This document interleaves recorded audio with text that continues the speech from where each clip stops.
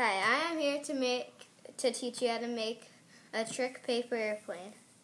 First, fold the paper in half widthwise and make sure it's nice and even. You're going to make a nice crease right across. Then unfold the paper and take the corners and put them right down on the crease and do the same thing on the other side. Then you should have a point right at the top. Take your paper, put the point down to where the papers meet, right there. Fold it up here.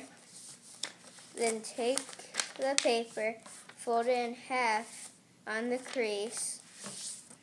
Then unfold the paper and then take it, leave about ½ inch right there so you can hold it.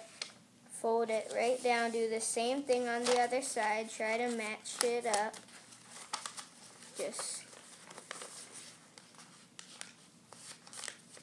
And then fold it, then unfold it, and then you should have this.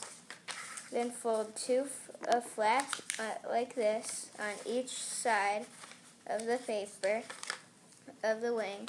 Then unfold it. Then there's your paper plane.